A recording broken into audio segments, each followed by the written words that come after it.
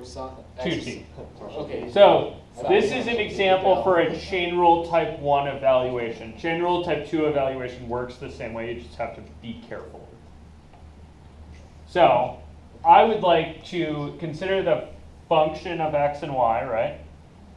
That's x squared y plus 3x y to the fourth.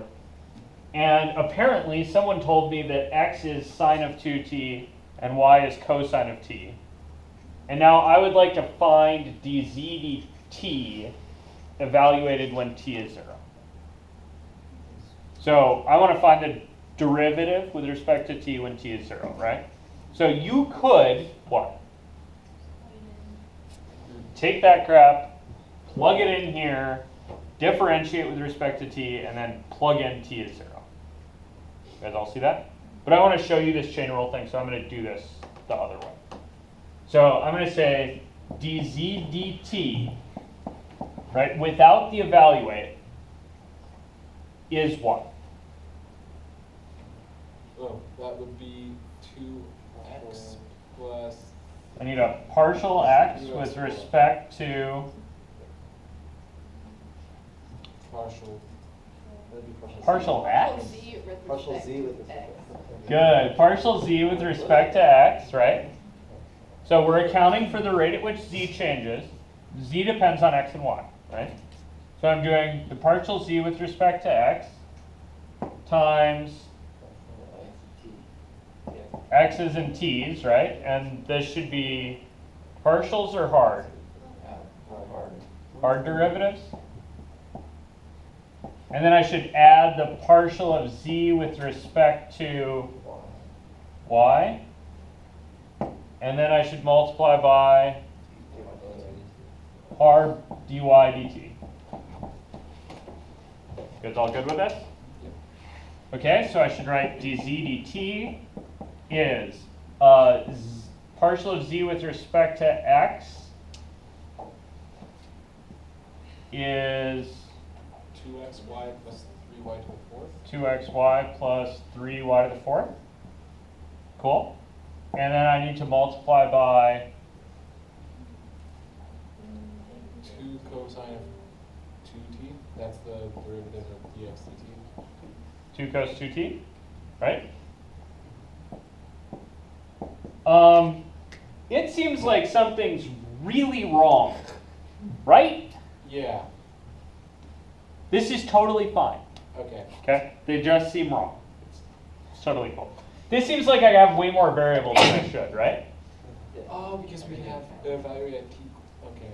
Yeah, so hang on. Let's do the other bit. So partial of z with respect to y is x squared plus 12xy cubed. Okay?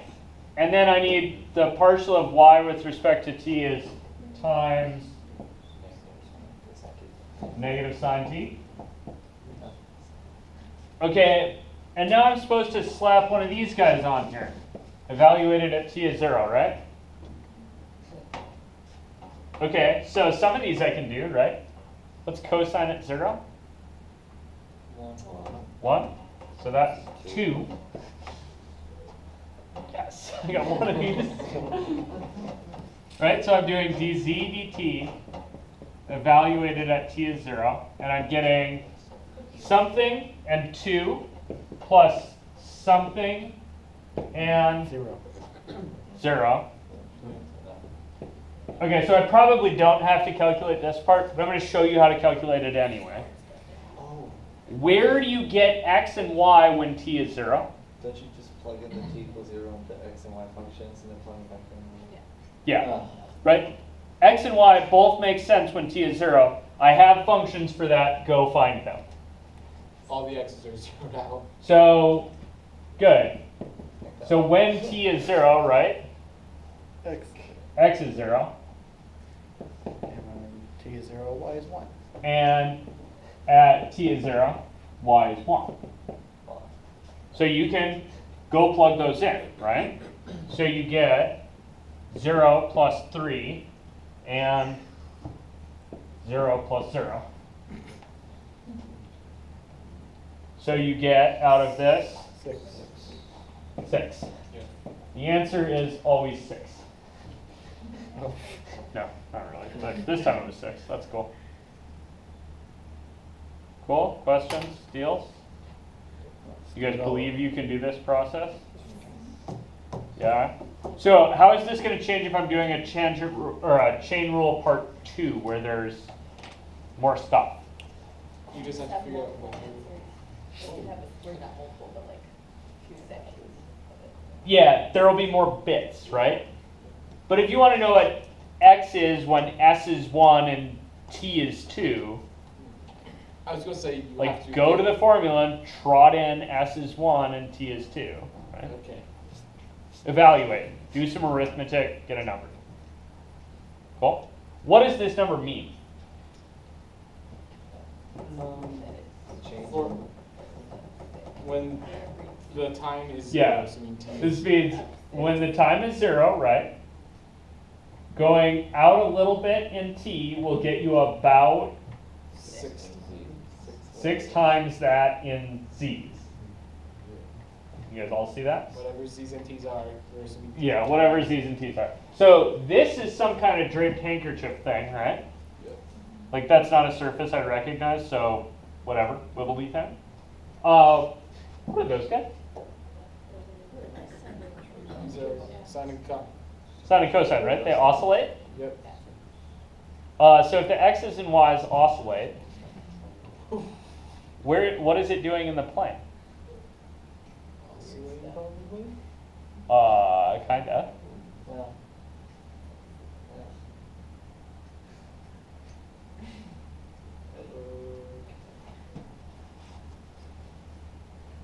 What if it was just a t there?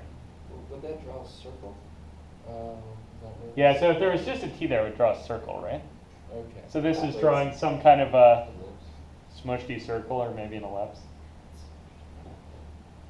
Okay. So it still goes from -1 to 1 in both, right? It just does it in this kind of funny way where the x's happen twice as fast as the y's.